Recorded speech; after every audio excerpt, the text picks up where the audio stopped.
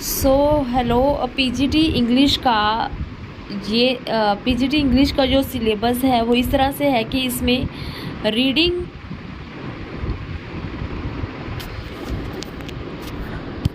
PGT English के लिए syllabus ये है कि इसमें आपको रीडिंग पहले तो आपकी रीडिंग एबिलिटी चेक की जाएगी, जिसमें कि अनसीन पैसेज, जिसमें कि 3 तरह के फैक्चुअल या फिर डिस्क्रिप्टिव और लिटरेरी पैसेज जो भी है आपकी कॉम्प्रिहेंशन चेक की जाएगी। देन आपकी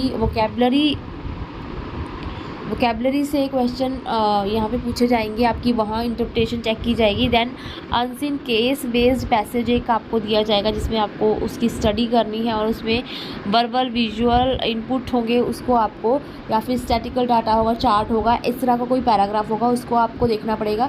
देन नोट मेकिंग होगी यहाँ पर, और समराइजेशन बेस्ड ऑन पैसेज। तो एक पैसेज होगा, उसको आपको समराइज़ करना है, प्रेसी राइटिंग जिसको बोलते हैं। नोट मेकिंग आपको करनी है, जो हमको +2 और 10 तक के सिलेबस में सिखाया भी जाता है कहीं ना कहीं, ठीक है। वो आपकी रीडिंग एबिलिटी चेक की जाए। आपकी क्रिएटिव राइटिंग स्किल चेक होगी। यहाँ पे आपकी LSRW जो है, इस पे वर्क किया गया है, ये आपकी चेक करने की कहीं ना कहीं कोशिश की जा रही है। सो इसमें आपको नोटिस, फॉर्मल, इनफॉर्मल जो है, इन्विटेशन एंड रिप्लाई लेटर, उसमें आपको articles, report writing, descriptive and nature based on verbal input, classified advertisement. इसमें आपका जो बेसिक है मैं आपको बता देती हूँ कि इसमें आपका क्या है, नोटिस एक तो, फिर आपको करना है लेटर्स, ठीक है, then article, then report writing, article writing या फिर रिपोर्ट राइटिंग, देन आपको एडवर्टाइजमेंट, पोस्टर राइटिंग, ठीक है। उसमें आपको 120 to 150 वर्ड्स का एक दिया जाएगा theme. Then contemporary age appropriate topic, जो भी आपका रिसेंट टॉप, जैसे कि वुमेन एम्पावरमेंट या साइंटिफिक या ड्रग अब्यूज़, जो भी मतलब ड्रग एडिक्शन वगैरह चल रहा है, उसके ऊपर आपको पैराग्राफ राइटिंग आपकी चेक की जाएगी। देन आपके जो भी इश्यूज़ चल रहे हैं उनके ऊपर डिबेट से रिलेटेड कुछ टॉपिक इस तरह से होगा। देन ग्रामर में आपको गैप फिलिंग, जिसमें कि टेंसेस, क्लॉजेज और ऑर्डर में लगाना ऐसे होता है ना कि PSQRS समथिंग, इस तरह से एक होता है, आपको सीक्वेंस वाइज लगाना होता है। तो वो चीज़ ट्रांसफॉर्मेशन ऑफ सेंटेंसेस में नेगेटिव और ये सब अफर्मेटिव, ये सब चीज़ें ही आपके, मतलब ट्रांसफॉर्मेशन में तो आपका सब कुछ ही जेरेंड वगैरह सब कुछ चेक हो जाएगा, ठीक है। देन लिटरेचर जो है, ये पार्ट में आपका कवर करवाऊँगी। इसमें शेक्सपियर के सभी वर्क्स, शेक्सपियर को बहुत अच्छे से पढ़ के जाना है आपने। रोमांटिक पीरियड में से बेसिकली आपने फोकस करना है, करके तो सब जाना है, पर फोकस करना है शैली, वर्ड्सवर्थ, कीट्स, कोलरिज पे।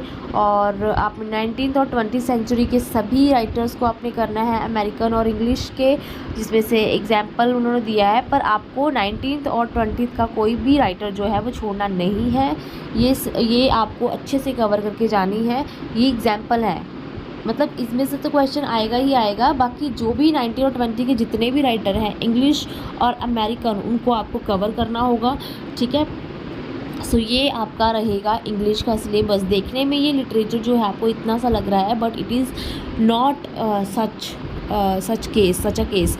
इसमें आपको शेक्सपियर यानी कि आपको पूरा अच्छे से उसकी इन डेप्थ स्टडी करनी पड़ेगी। देन रोमांटिक पीरियड में से उन्होंने एग्जाम्पल दिए आपको, रोमांटिक राइटर्स आपको सभी के सभी कवर करने पड़ेंगे।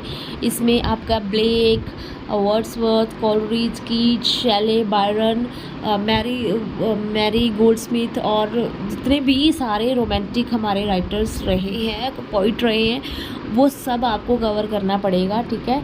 और 19th और 20th सेंचुरी के सभी अमेरिकन और इंग्लिश के लिटरेचर के आपको सभी फोकस करने पड़ेंगे, ठीक है। अगर आप मान ली इंग्लिश के, तो आपको 19th और 20th के सभी करनी है, ठीक है। अगर मान लो आपका कुछ रह जाता है, तो अमेरिकन के आप सिर्फ इम्पॉर्टेंट करके जा सकते हैं, तभी भी आप अच्छा स्कोर कर पाएंगे। और इसको आप NCERT में से कवर कर सकते हैं। According to my knowledge NCERT की बुक्स आप फॉलो कीजिए, और आप किसी भी मतलब +2 तक का जो है आपकी कॉम्प्रिहेंशन लेवल जो है, वहाँ पे हमको इस तरह की चीज़ें हमको हमारे जो है ग्रेजुएशन लेवल तक में भी ये सब चीज़ें हमने की हुई हैं। तो आपको वो सब मतलब है डेप्थ में अच्छे से करके जाना है।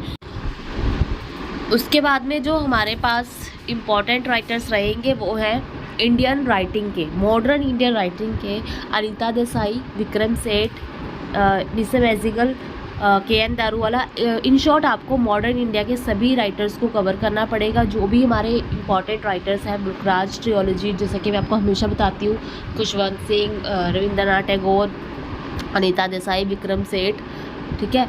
तो ये सब आपको कवर कर, किरण देसाई, ये सब आपको कवर करने पड़ेंगे। उसके बाद में कुछ Latin Africa, Australian, south Asia, यानी कि इन शॉर्ट हम कह लें तो आपका जो सिलेबस है वो यूजीसी के लेवल का है, ठीक है।